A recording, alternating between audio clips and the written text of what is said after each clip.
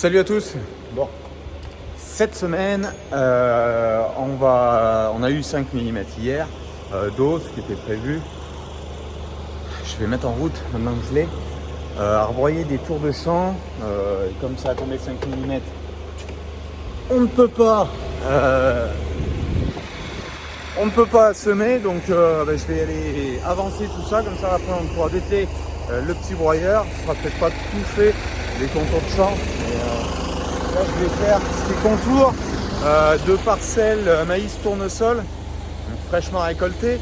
J'en ai broyé l'intérieur et il y a 2-3 arbres qui sont tombés, comme ça je vais pouvoir les exploiter. Comme ça, je ne vais pas tarder de venir les brancher, qu'on puisse l'élever en électrique, ça sera toujours plus confortable. Allez, on est parti. Ce matin, on va en faire un quartier. Cet après-midi, on sera plus proche de l'exploitation. Et puis on verra tout ça. Ma foi, c'est parti.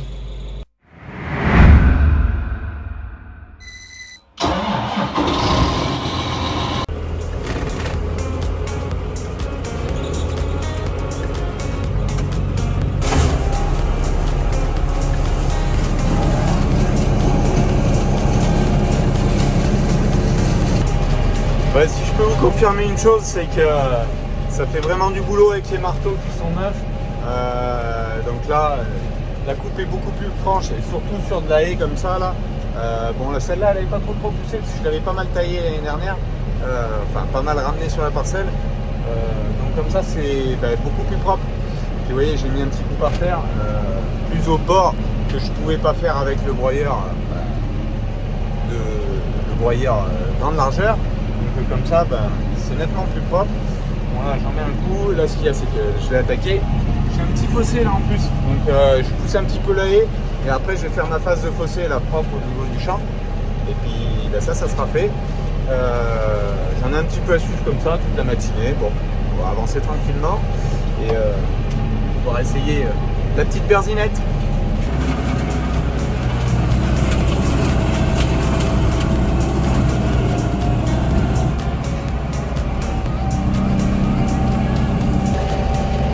Et un bon temps pour faire ça s'avance bien, ça va pas mal, parce que bon, du moment que je suis sur du couvert et pas sur de la terre travaillée, bon, tout ce qui était terre travaillée est déjà broyé pour tout ce qui est tour, donc ça se passe plutôt bien, ça colle pas au rouge ou pour au vent, mais en tout cas je fais le tour de la luzerne.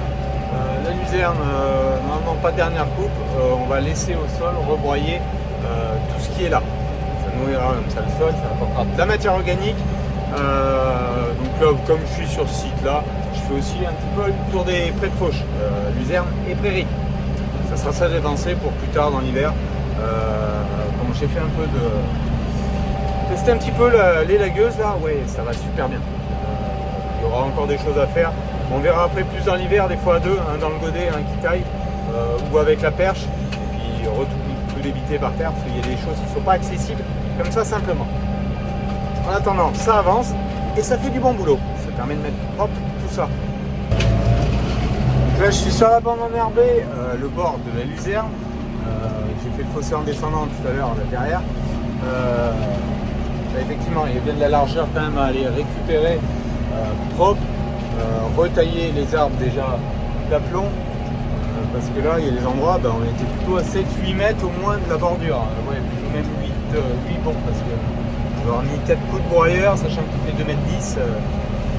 Plutôt sur du 8 mètres quoi. Et là, ça permettra d'y remettre propre et puis dégager les ronces, les orties, quelques bardanes, de la ciguë, enfin un peu de tout là, de remettre ça propre, correctement. Alors, il y aura du bois à faire aussi. Si vous voyez là, il y en a juste un derrière là, ici.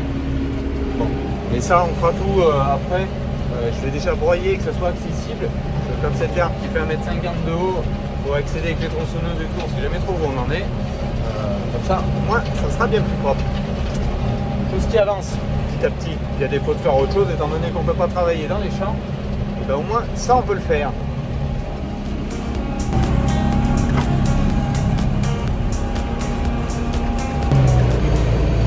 Bon, ça se poursuit, mais la pluie avec.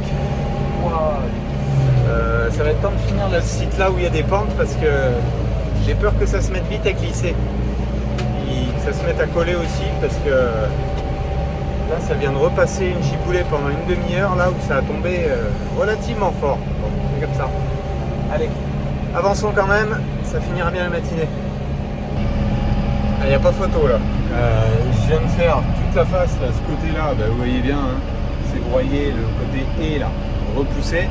Cette parcelle était en maïs, quand je peux le faire tous les ans, partout, il n'y a pas photo. Et là, le fait d'avoir changé les marteaux, ils aspirent beaucoup mieux. Et dans la haie, là, le rendu, vous voyez derrière, hein, c'est beaucoup plus propre, régulier. Bon, et bien c'est bien, ma foi. Ce qui est un peu moins bien, c'est que ça colle parce que on a pris 7 mm ce matin. Donc, ça va qu'avec le broyeur d'accotement. Donc, pour faire de la haie, là, comme là, je mets un coup par terre, un coup de côté, terminé. On n'en parle plus.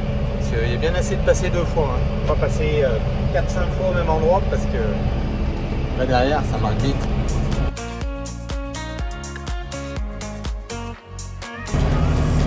Bon, mais là je crois que la vue a légèrement changé. Le roseau enlevé. Je peux attraper, hein, le fond vraiment c'est compliqué. Sinon ça boule aussi avec la pointe du broyeur juste là. Mais au moins comme ça c'est propre. Parcelle impeccable, débroyé, il n'y aura plus qu'à. Bon là il y avait le couvert vertical avoine, poids, il va être détruit et labouré en peu de temps. Et comme je vous disais là, hein, ça a bien arrangé le fossé là qui était plein de roseaux. Premier à zéro, effectivement ça tire moins, forcément quand les marteaux sont neufs, il n'y a pas à chier comme on dit, ça va nettement mieux. Ça c'est fait, et là c'est propre, là tout a remonté vers le maïs. Bon là, le couvert, ce que je vous disais, il va être détruit, que j'avais fait au distributeur d'engrais, couvert au Calidis. Donc il y en a, voilà, vous parlez, pas de couvert, donc on a une règle, une dérogation avec notre pourcentage d'argile qui ne tient pas de couvrir, ça je le dis, je le répète et répète. Compliqué hein, dans les messages, hein, toujours le même discours que j'ai l'impression de marteler tous les ans. C'est propre à mon secteur, ce que je dis tout le temps. Ce que je fais moi, j'incite personne à le faire. Je vous présente simplement ce que je fais par rapport à mon contexte, mon milieu, mes contraintes, mes avantages que je peux avoir aussi. Mais voilà, il y a un moment, il faut arrêter de toujours déblatérer et critiquer ce que peut faire le voisin. Donc voilà, bon, ça avance. Sinon, vous voyez, une partie des colzas, pas magnifique. Oui, je vous parlais du colza. Bon, les colzas, les implantations, elles ne sont pas toutes magnifiques. Il y a des premières dates de semis qui sont très bien, des dernières dates de semis qui sont très bien, et la fenêtre du milieu, chez moi et chez d'autres, hein, dégâts ravageurs, taupin, tentraide, petites altises, grandes altises, limaces, compliqué cette année, hein, compliqué. Et comme quoi, c'est bien ce que je disais quand j'ai semé, la problématique altise, ravageur, mais altise en l'occurrence, c'est pas une histoire de la date, hein, parce que moi j'ai semé dans la moyenne de la majorité qui ont semé à peu près là, il y en a qui avaient semé avant, qui ont des très beaux colzas, il y en a qui ont semé 3 semaines au moins après et qui ont des très beaux colzas. Alors toute la vague, les 15 jours à peu près à cheval au moment où j'ai semé, compte de malchance, mais il y en a un peu tout épongé. Bon, c'est comme ça. C'est arrivé d'autres années, ça pourrait arriver, re-arriver, ça c'est bien possible.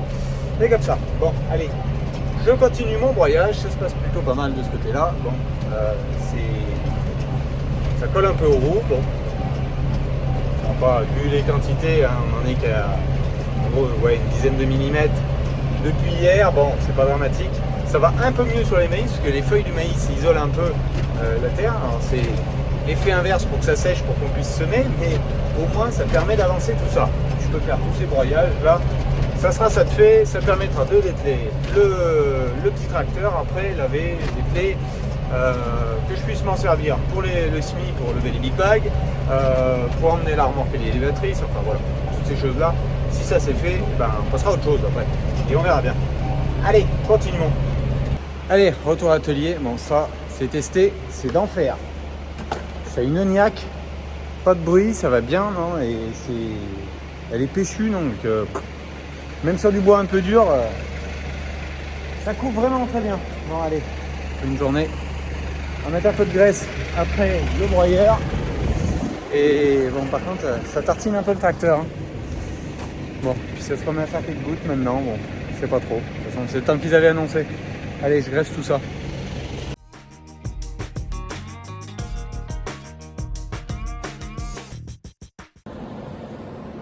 Allez, on est le lendemain. Il y a plus 38 mm à peu près.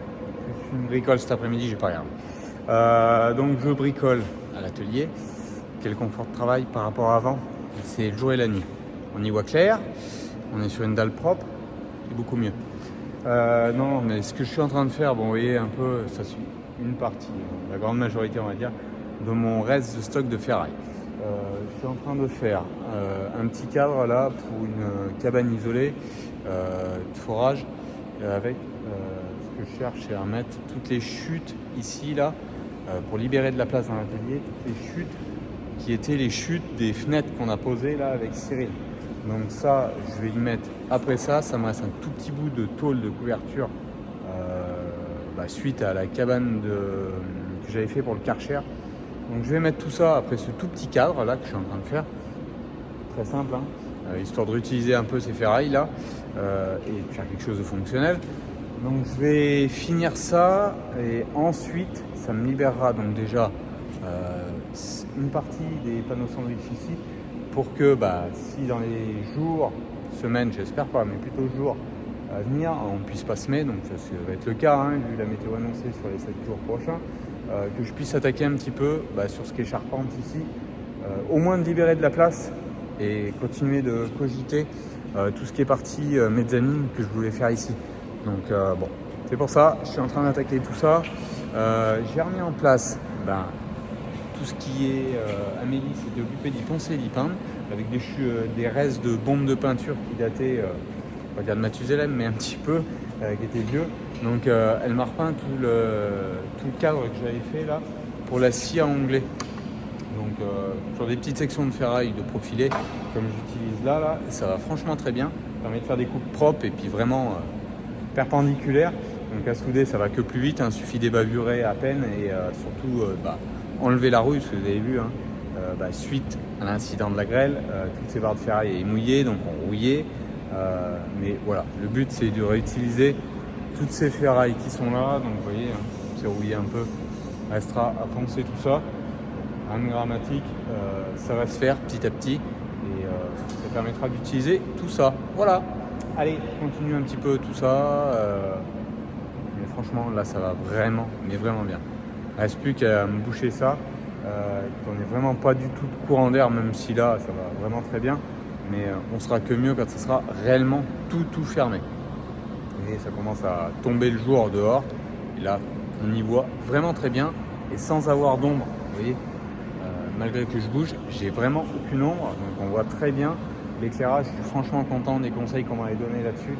Parce que pour à peine plus de 1000 watts, là, je me retrouve avec un éclairage qui n'est pas un éclairage d'un halogène que j'avais dans l'ancien atelier précédent.